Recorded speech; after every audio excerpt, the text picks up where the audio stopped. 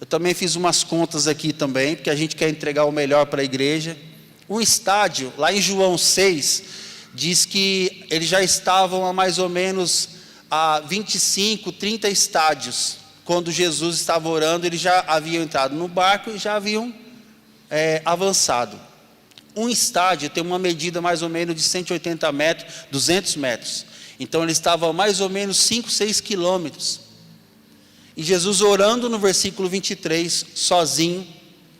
No versículo 24, ele então observa os discípulos. E eu fiquei olhando esse texto e falei, Jesus, eu não consigo enxergar algo assim sem óculos. Tem que colocar o óculos. Mas a Bíblia diz que Jesus olha numa distância aproximada de 5 quilômetros e vê os discípulos. Meu Deus, que visão. E eu aprendo duas coisas aqui. A primeira é que o Senhor nos ama tanto que nós não vamos escapar dos seus olhos. Eu não sei onde você está nessa manhã, mas os olhos do Senhor estão sobre a sua vida. Os olhos do Senhor estão olhando para você de uma maneira apaixonada, de uma maneira amorosa, de uma maneira que realmente alguém se importa. E a segunda coisa que eu vejo é que Jesus estava orando sozinho, falando com o Pai. Imagina você num manto de glória, inundado, cheio da presença do Senhor, conversando com Ele, e tendo que, ao mesmo tempo, se importar com as pessoas. A maioria de nós, irmãos, eu e pastora Maísa já acompanhamos algumas mulheres. Eu vou citar mulheres porque é o que nós acompanhamos, mas talvez tenha algum homem nessa situação, que elas são tão apaixonadas por Jesus, elas oram tanto, jejuam tanto, participam de tantos cultos, que nunca conseguiram, com esse amor, ministrar o coração dos seus maridos e dos seus filhos.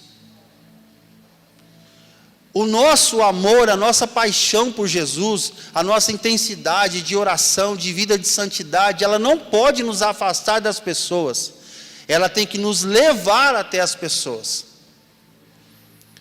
Eu não posso dizer que eu nem posso dizer, mas eu não posso me comportar com jejum, com vida de santidade, com uma vida reta. Eu não posso me comportar com uma vida de adoração. Eu sou tão apaixonado por Jesus, mas eu me esqueço das pessoas.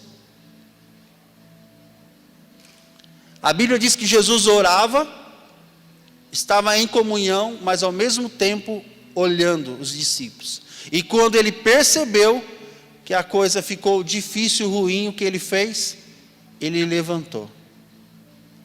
E nessa manhã, eu sinto dizer para alguém aqui, que o Senhor se levantou para poder socorrer você. Por quê? Porque o amor dele não é aquele amor distante, não é aquele amor de ausência, de distanciamento. Ele é um amor presente, presencial, sacrificial. E ele se levantou, ele saiu do seu momento de oração e foi socorrer os discípulos. Então eu não posso desassociar a minha vida de oração, de santidade, de pureza, chame do que você quiser, e não me importar com as pessoas. A igreja, irmão, para você que frequenta, para você que é membro, eu vou só ratificar o que nós somos. Nós somos uma igreja que ama vidas, apaixonada por vidas. Nós nos importamos. Somos perfeitos? Nós não somos. Mas nós carregamos um DNA do céu de amar as pessoas. Nós não somos resgate por acaso. Bispo, mas eu não vejo, realmente nós não somos perfeitos, mas do que depender, vou falar por todos, nós nos entregamos e nos importamos com as vidas, porque não dá para ser diferente. Não dá para eu subir aqui e pregar que Jesus perdoa, restaura, muda, e eu não consegui transmitir isso para você. Não dá para nós sermos resgate e nós não amarmos as vidas. Não dá para nós sermos resgate e nós não irmos para as nações, por Nordeste, aonde o Senhor nos levar. E Jesus se comporta dessa maneira. Ele ora, ele tem o seu tempo de proximidade com o Pai, de adoração, mas ele sai dali no primeiro momento, na primeira situação, que ele vê os discípulos precisando de socorro. Veja comigo ainda o versículo 24. Versículo 24. Entrando o barco já estava longe, a muitos estádios da terra, açoitado pelas ondas para lá e para cá, porque o vento era, como o vento estava? Contrário. Irmãos, talvez alguém aqui nessa manhã esteja dizendo assim: Senhor, eu agora sou crente, sou evangélico. A gente não fala nem evangélico, eu sou evangélico. E aí depois que eu virei evangélico, a minha vida só piorou. Deixa eu te dar uma notícia. Fala para o seu irmão assim: deixa eu te dar uma notícia. Sabe por que você está assim, irmão? Porque você está, enfim, graças a Deus, entrando na obediência. A obediência não nos isenta da luta. Quando eu obedeço, não significa que eu não vou passar por lutas, principalmente para quem é novo na fé. Os discípulos aqui foram compelidos, eles foram expulsos, entre aspas, sai daqui e vão para lá. Estavam em obediência, sim ou não? Sim, mas a Bíblia diz que dentro da obediência veio uma tempestade. E a tempestade estava sendo tão forte, ela era contrária. Irmão, eu não sou, pelo meu porte físico, dá para perceber que eu não sou atleta, já fui. Hoje eu sou meio frondoso, né? Como diz um amigo meu que está aqui, mas eu não posso apontar o dedo para ele, Tiago Servo. Os discípulos aqui, irmãos, eles caminhavam muito, então eles eram mais atléticos, mas a Bíblia diz que o vento era tão forte e era contrário. Eu imagino que eles estavam cansados. Então, às vezes na nossa vida de caminhada cristã, não se lamente, não queira desistir por um vento contrário, principalmente quando você está em obediência. Por quê? Porque isso também pode acontecer. E o nosso evangelho de vitória, o nosso evangelho de prosperidade, o nosso evangelho de glória, de fogo, ele não pode omitir essas coisas. E nós não omitimos, e nós estamos falando: ah, mas bispo, a luta é muito grande. Ok, eu não sei a intensidade, eu não sei até onde a sua luta vai, mas eu sei dizer uma coisa: Jesus não vai te abandonar. Ele vai percorrer a distância de 5 quilômetros, e quando você perceber, ele já chegou para te ajudar. Não te deixarei, jamais te abandonarei, é o que a palavra diz. E Jesus chega para tentar acalmar. E aí eu queria que você pensasse em algumas coisas para nós caminharmos para a Santa Ceia. Primeira coisa que eu entendo aqui, olha comigo, por favor, o versículo 26 e 27. E os discípulos, ao verem-no andando sobre as águas, ficaram o quê? Ficaram o quê? Aterrorizados. Eles ficaram com medo. Eu, na minha versão de Bíblia, eu colocaria que a tempestade deles já teria trazido medo. Eu, numa tempestade dessa, já estaria com medo, mas a Bíblia não diz que eles estavam com medo durante a tempestade. A Bíblia diz que o vento era contrário, mas não diz que eles estavam com medo. Quando Jesus vem andando sobre as águas, mostrando como fazer, de repente, eles ficam o quê? Aterrorizados. Parece meio incoerente. Eu não tenho medo na tempestade, mas quando Jesus aparece eu fico com medo. E eu queria aprender algo aqui com vocês. Nós precisamos entender a movimentação do céu, a movimentação de Deus na nossa vida, naquilo que está acontecendo ao redor, na nossa casa, na nossa família, na nossa empresa. Eu preciso entender as movimentações, como é que Deus se move, como é que Deus age, como é que Deus está fazendo, as palavras que Ele está falando, que Ele está dizendo. Por quê? Porque em situações como esta, eu vou saber que Ele chegou e que é Ele que chegou.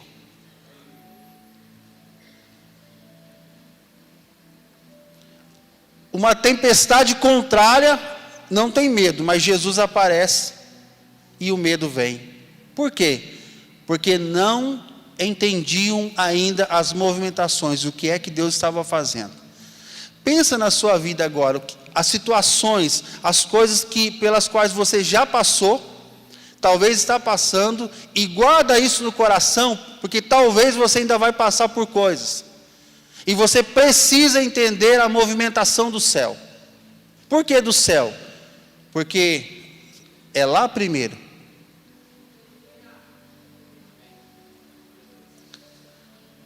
É do céu para a terra. O padrão não é da terra para o céu. Não é a terra que muda ao céu, mas é o céu que é padrão para nós, que desce para a terra. Então, se eu entendo o que está acontecendo, eu entendo o que está acontecendo. Se eu sei quem age aqui, eu sei quem está agindo aqui.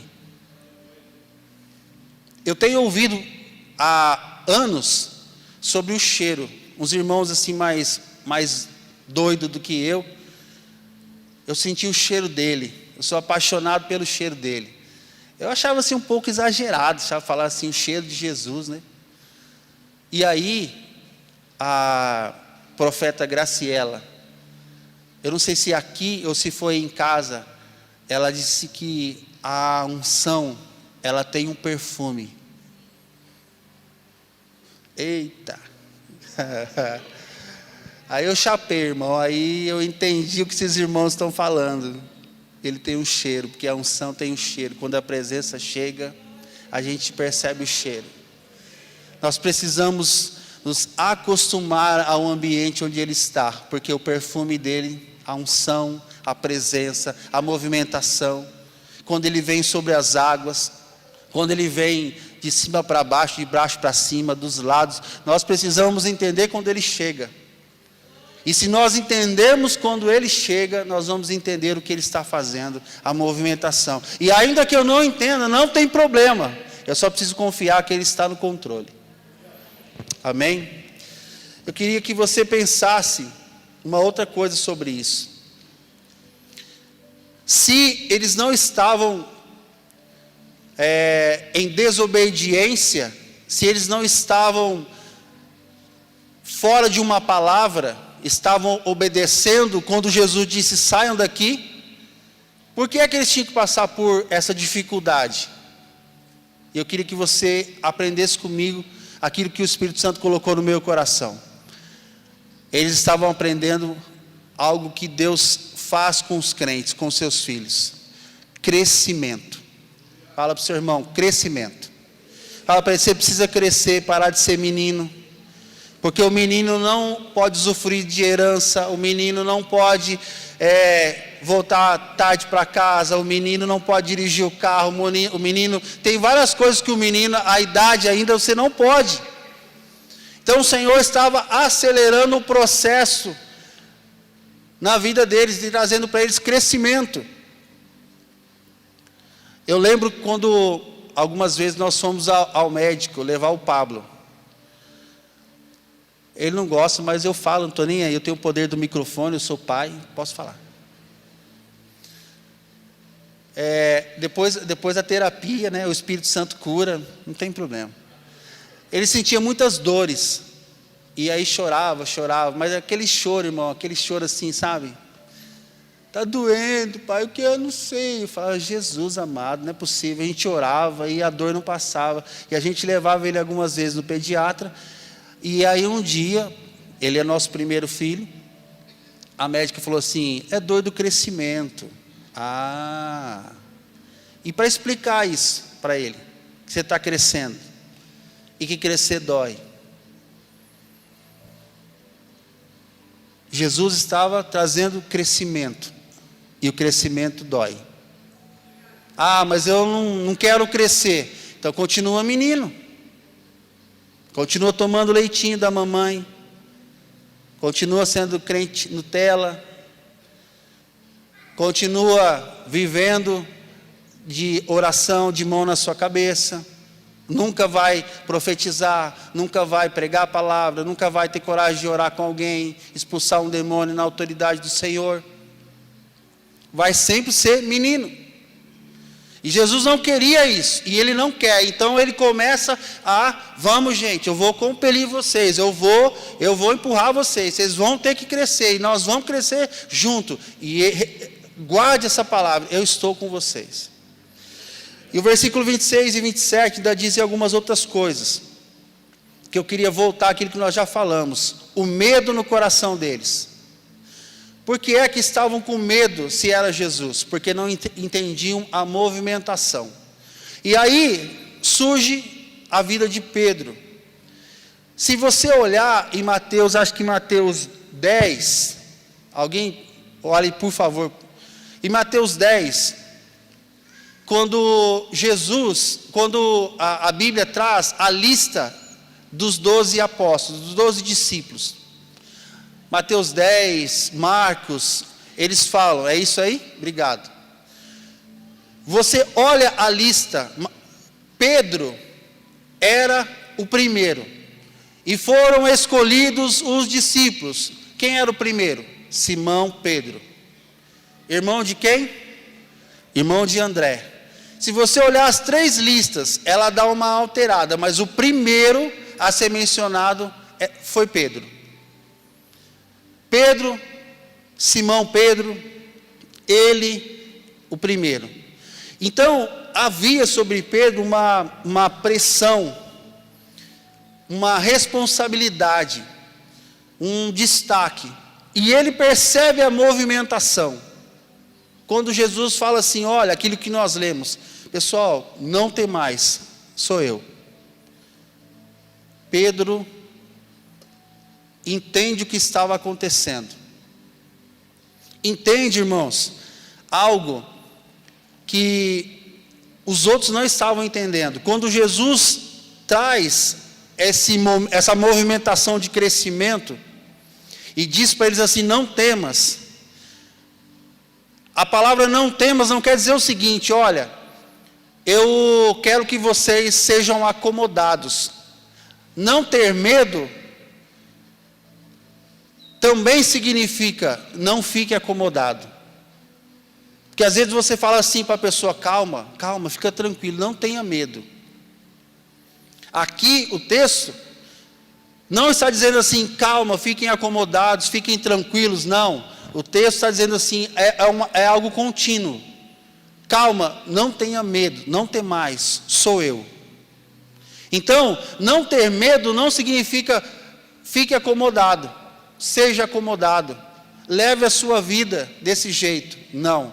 E Pedro entendeu a movimentação, falou, opa, algo está acontecendo. Veio o manto de glória, a revelação, e Pedro então, entendendo, falou assim, Senhor, alguma coisa no céu está acontecendo, alguma movimentação está acontecendo aqui, algo não é natural. O que é Bispo Hernani? Bispo Hernani é mestre. Sobrenatural, de uma maneira bem simples, o que significa? O quê? Ir além. É algo simples. É sobre o natural.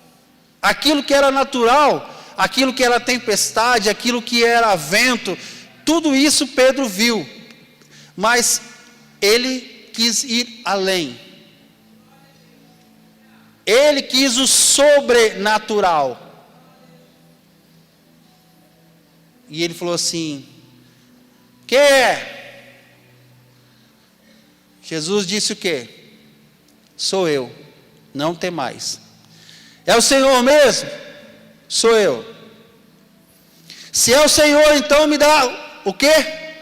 Uma palavra só. Só uma palavra. Eu não preciso de revelação da cor do carro, eu não preciso saber o nome da pessoa, eu não preciso saber o nome da empresa, eu não preciso ter uma visão espiritual, eu só preciso de uma palavra. E essa palavra vai movimentar o meu coração e vai gerar em mim obediência. E Jesus falou assim: então tá bom, Pedro, se é desse jeito que você quer, é desse jeito que vai ser, vamos lá então. E aí, irmão, eu quero que a gente foque a movimentação, quero que você esqueça por enquanto o barco e olhe somente para Pedro e para Jesus. Porque de uma maneira assim, bem, o presbítero Mário, ele faria uma assim, quem conhece ele faria assim, algo assim, de Spielberg assim. E aí você olha só Pedro e Jesus. E olhando só para os dois, eu imagino que para sair do barco, irmão, não é fácil não. Para sair do barco, a palavra foi o suficiente? Foi, porque fez com que Pedro criasse coragem. Por quê? Porque na nossa vida cristã, irmãos, é necessário andar sobre as águas. A Bíblia diz que a nossa fé, ela agrada o Senhor. Por quê? Porque sem fé é impossível. Então, eu preciso ter fé. Ora, se eu tenho fé, mas eu não tenho obras, a minha fé, ela é morta. Então, eu preciso, no seu nível de fé, no seu nível de vida, aquilo que você está passando, vivendo, nós precisamos termos ações de fé. E Pedro entendeu. Então tá bom, é isso? Então tá bom, o Senhor já liberou a palavra? Já. Muitos de nós, eu dizia assim, mas então vamos fazer o seguinte, Jesus, o Senhor já me deu a palavra, eu já recebi. Mas eu queria que passasse um barco agora da cor vermelha. Se passar um barco da cor vermelha agora, testificou a palavra. Não passou, Jesus. E agora, Jesus? A palavra foi o Senhor? Me faz pensar, irmão, se realmente você conhece a voz do seu Pai. Mas bispo, e se ele falar, eu obedecer e eu entrar na tempestade? Os discípulos já estavam na tempestade por obediência. A obediência não nos isenta do amadurecimento, do crescimento. Então tá bom, o Senhor liberou a palavra, Pedro? Liberou, então eu vou. Eu vou, hein? Veja comigo, irmão. Alguém já havia andado sobre as águas? Não. Eu vou. Pensa você, sai do barco, irmão. Sai do barco. Saia do barco. Recebe a palavra e sai do barco. É fácil? Não é. Eu não sei se eu teria coragem, falando nos nossos dias. Mas a Bíblia diz que Pedro saiu. E o primeiro passo dele, isso é algo que eu fico pensando. André, seu irmão, estava no barco, porque os discípulos estavam lá. E o primeiro passo dele foi romper com a família, no sentido de não dar ouvidos àquilo que a família estava dizendo. Por quê? Porque quando eu sou confrontado, quando eu tenho uma palavra de Deus, e a minha família fica dizendo não, eu preciso tomar uma decisão. E nosso Deus não é Deus de confusão. Se Deus falou vai, e a minha família está dizendo não vai, a quem eu devo obedecer? Ao meu pai.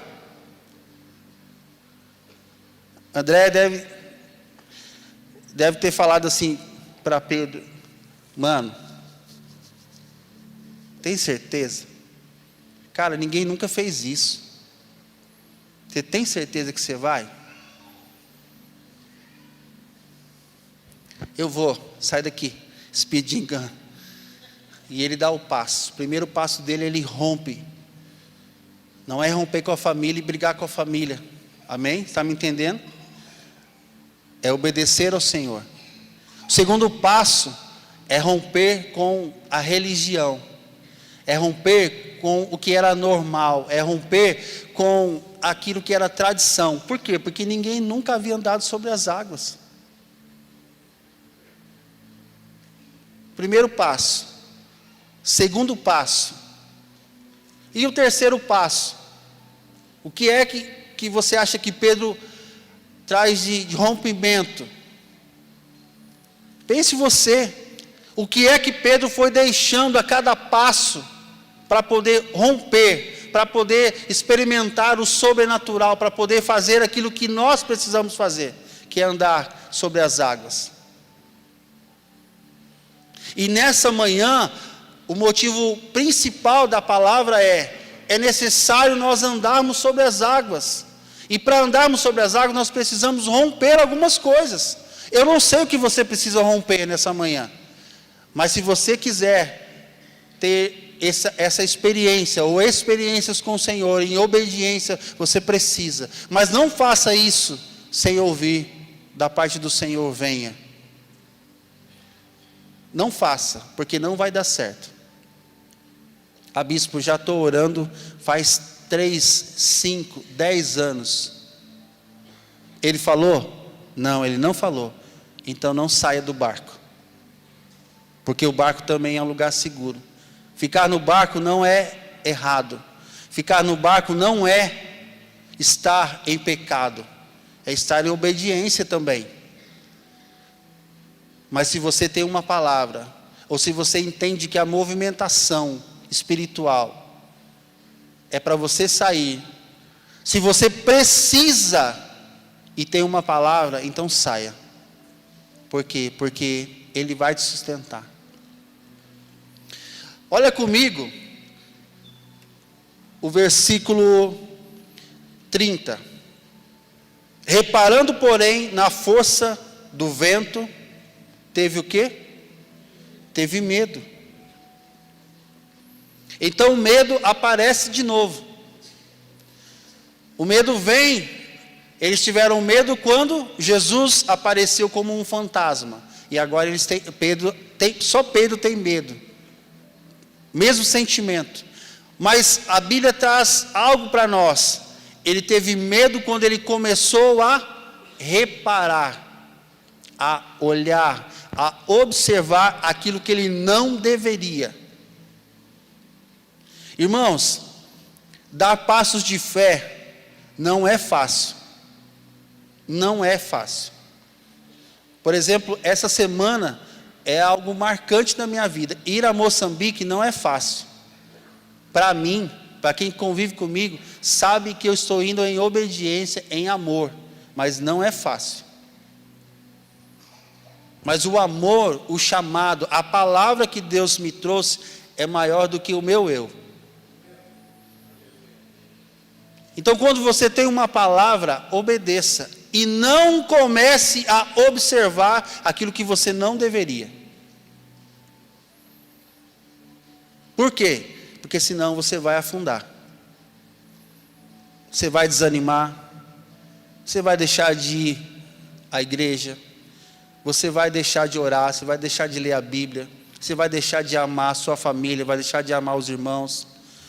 Por quê? Porque começou a reparar onde não devia. Até o 29 estava indo tudo bem. Por quê? Porque ele olhava para Jesus. Os seus passos rompiam, traziam rompimento e ele caminhava. Mas a Bíblia diz no 30 que ele começou a reparar aquilo que não deveria. Mas isso não estava acontecendo? Estava. Não tinha um vento contrário? Tinha. Não tinha a tempestade? Ainda tinha.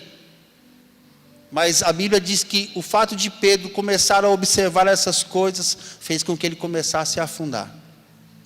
Então nessa manhã eu queria, como profeta de Deus, dizer a você: tira os seus olhos das circunstâncias. e observe somente o Senhor. Por quê? Porque às vezes, irmãos, as pessoas que convivem conosco não vão entender o que Deus está fazendo na nossa vida. Mas o Pai sabe, porque foi Ele que te chamou. Para a gente caminhar para o fim, eu queria que você pensasse em algo sobrenatural também. Porque quando eu começo a afundar, você pode dizer assim, então não tem mais jeito. Não tem mais solução. Tem. O que Pedro faz? Verso 31. Final do verso 30. E começando a submergir, ele gritou. O que Pedro gritou? Salva-me, salva-me. Sabe o que significa salve-me aqui no original? Sozo. Sozo é uma palavra de salvação completa. Sozo, aqui, é uma palavra original que quer dizer o seguinte: salva do que está acontecendo agora, resolve o que está ao meu redor e me livra das implicações futuras. Uma salvação completa. Pedro, quando fala salva-me, ele usa essa palavra. Jesus, resolve o que eu estou passando agora, aqui, nesse momento, afundando. Resolve essa tempestade e me livra da consequência disso. Porque eu sei que eu mereço morrer afogado aqui. Mas me livra, me salva. E Jesus faz o quê? Pedro, você não merece. Pedro, você é sanguíneo, você é empolgado demais, você não deveria ter saído do barco. Não, Jesus liberou uma palavra, e a palavra que Ele libera, Ele sustenta. Está afundando, me salva. Qual foi a palavra-chave? O rema, salva-me. E Jesus vem, andando sobre as águas, mantendo o nível de espiritualidade. E a Bíblia diz que Ele pega Pedro e Ele salva Pedro. Salva do quê? Salvação completa. Do afogamento. Ele chega no barco, a tempestade acalma, e a consequência de Pedro, que seria o quê? A morte. Ele evita a morte de Pedro. Morrer por afogamento, irmãos, a gente vê o dilúvio. Uma morte por afogamento. Vergonha. Os faraós e o povo que perseguia, muitos morreram afogados. Por quê? Afogamento. Por quê? Desonra. Pedro poderia ser desonrado, morrer por afogamento. E é isso que nós merecemos, mas Jesus traz o seu sozo, a sua salvação completa. Por quê? Porque é da natureza do Senhor nos salvar. Ele é Salvador.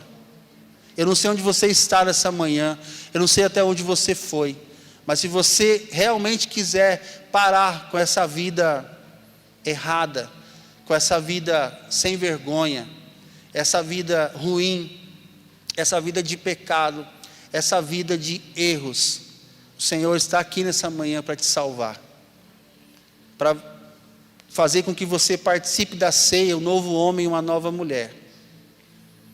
Agora, para a gente encerrar, para fechar, queria que você pensasse em algo. Quando Jesus salva Pedro, Ele toma Pedro e Ele conduz Pedro para onde? Vou fazer um teatro aqui. Vamos lá. Pedro está vindo, eu sou Jesus. Eu já ia chamar você aqui, Marcos. Você me deve uma, né? Mas eu vou te deixar quietinho. Jesus ouve o socorro e Ele vai até Pedro. Pega Pedro pela mão. Jesus era mais do que eu, né? Eu já pega pela mão, né? Deve ter dado aquele abraço. A minha pergunta é: quando Ele começa a conduzir Pedro novamente, por que é que Ele não leva Pedro aqui novamente? Pedro, olha, você tentou, não deu certo, vamos de novo, vamos tentar de novo, filho, vai, fica aí. Vai, Pedro, vem. De novo, Pedro, oh meu Deus, oh meu Deus. Pega Pedro, põe Pedro aqui de novo. Fica aí. Eu poderia fazer isso o dia todo, mas a gente tem que servir a ceia. Vai, Pedro. De novo, Pedro. Por que é que Jesus não conduziu Pedro ao lugar onde ele afundou? Porque Pedro, irmãos, estava dando um passo de fé. Um passo de fé. Quem tomou a iniciativa da fé? Quem? Pedro. Sempre, quando atitudes de fé, quem quer agradar ao Senhor? Nós. Ok? Se eu quero agradá-lo com fé, porque a minha fé agrada o meu Pai, então a iniciativa é minha. Sou eu quem vou. O compromisso dele não é me colocar nessa posição. O compromisso dele é me salvar. E o meu compromisso é ter fé. O meu compromisso com o Senhor é ter atitudes, ações de fé, para agradá-lo, para que eu cresça, para que eu movimente, para que as coisas do reino se expandam. Esse é o meu compromisso. O compromisso dele é me salvar. Então ele pega Pedro e leva Pedro até o lugar do barco e deixa lá, porque o barco também é um lugar seguro. É um lugar de fé? Não, é um lugar de obediência. Para aqueles que querem ter fé, para aqueles que querem exercer fé, é necessário sair do barco. Pode ficar no barco, bispo? Pode. É um lugar seguro. Tem problema? Não. Mas fica aquele sentimentozinho assim, né? Tem mais. Tem mais. Fala para o seu irmão, tem mais. Tem mais. Tem mais, irmão. Tem mais. Vamos orar? Vamos fechar os olhos.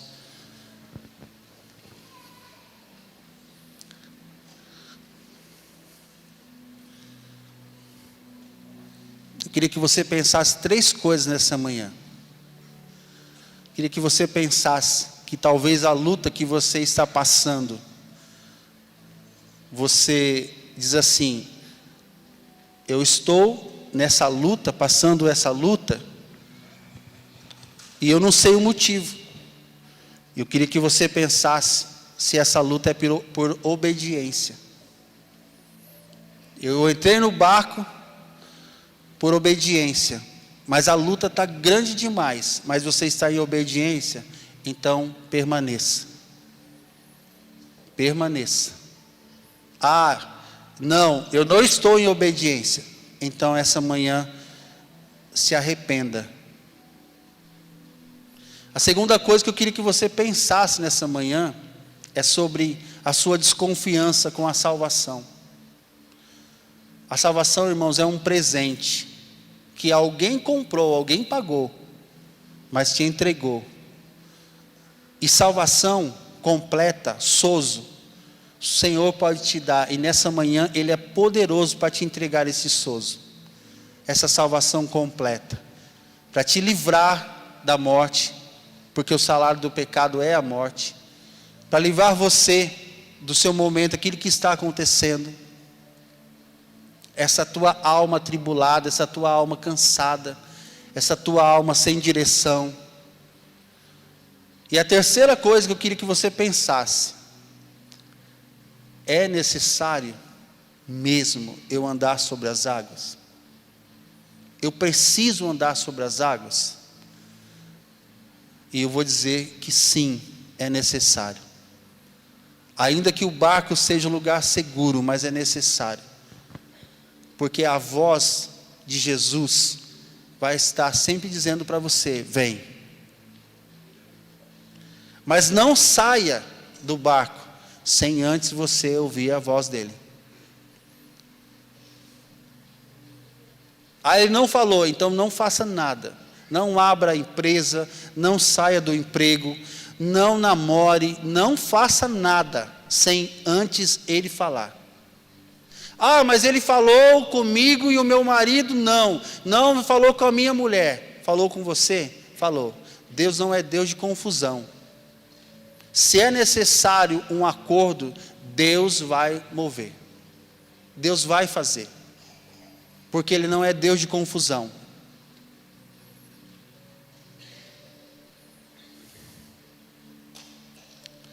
Você pode ficar em pé, por favor?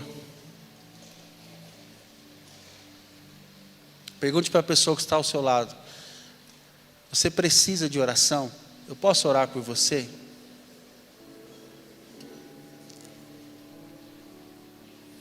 Posso orar por você? Ora por ela, ora por essa pessoa.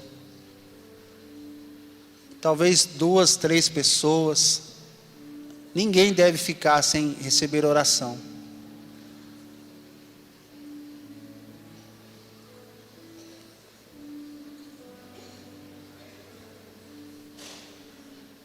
Ministra salvação na vida dessa pessoa. Ministra fé.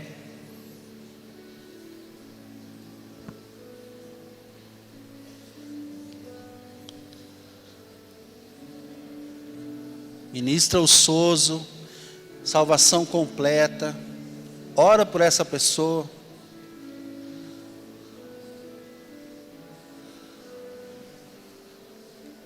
Mas ora com fé. Ora com fé.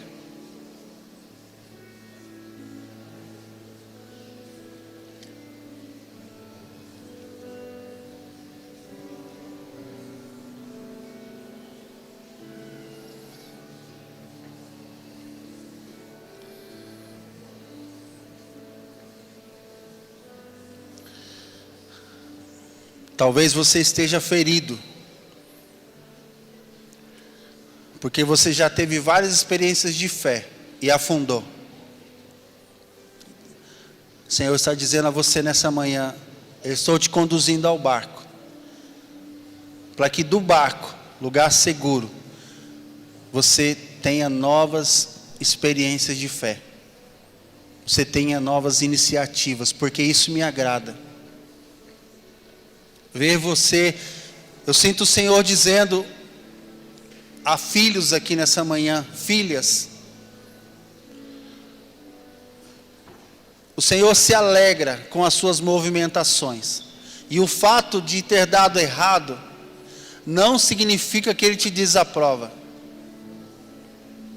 e Ele está te conduzindo ao barco novamente, para esse lugar seguro, e está dizendo a você: filho, vamos tentar de novo, a partir do barco. A partir do barco.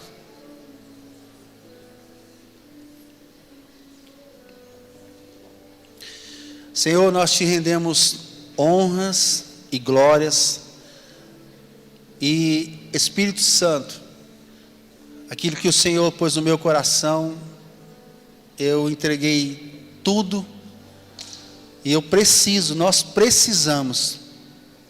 nós precisamos que o Senhor complete essa palavra no nosso coração. Aqueles que estão passando por lutas e não estão entendendo, eu quero pedir, Senhor, que o Senhor mostre a essa pessoa se ela foi compelida, se ela está em obediência, se foi o Senhor que conduziu para esse momento, e traz paz, aquela paz que excede todo o entendimento nesse coração, ou traz arrependimento, porque o Senhor pode gerar um genuíno arrependimento na nossa vida. Eu quero orar também, Senhor, para que o Senhor ministre salvação em vidas aqui nessa manhã, que não estão entendendo até hoje o que aconteceu na cruz do Calvário, o que foi o acontecimento espiritual, de que sim, nós merecíamos porque o salário do pecado é a morte. Mas o Senhor fez algo ali por todos, não porque nós merecíamos, mas porque o Senhor nos ama tanto. O seu amor por nós é sobrenatural, nós não temos palavras para medir esse amor. E nós queremos te louvar, porque esse amor nos alcançou. E a tua palavra diz que muitos vão receber dessa salvação. Então nessa manhã eu quero te pedir, Espírito Santo, se há alguém nessa manhã que não entendeu ainda aquilo que o Senhor fez com Pedro, que o Senhor revele, que o Senhor traga essa revelação, essa salvação completa. E por último, Pai, eu quero te pedir que o Senhor conduza corações aqui a andar sobre as águas. Libera palavras nessa manhã, palavras de profecia, palavras proféticas através das nossas vidas, Senhor, ou fala aos ouvidos agora, fala ao coração dessas pessoas, testifica aquilo que ela já tem orado, responde essas orações. Diga sim, Pai, diga não, diga espere, mas fala. E aqueles que o Senhor disser um sim, ajuda a andar sobre as águas, ajuda a entender esse chamado sobrenatural, estar sobre o natural, sobre aquilo que está acontecendo. Senhor, é natural, nós queremos o sobrenatural. Ajuda-nos a atender esse chamado nessa manhã. Nós te adoramos. Muito obrigado, Senhor, muito obrigado, que nós podemos contar com o Senhor para nos socorrer, mas também para nos sustentar enquanto andarmos sobre as águas. Senhor, Espírito Santo, nos ajuda a não olhar a circunstância, aquilo que está acontecendo ao nosso redor. Ajuda-nos a manter os nossos olhos no Senhor nessa manhã, em nome de Jesus. Amém. Abraça o seu irmão, dê uma palavra de fé a ele. Nós vamos participar da ceia.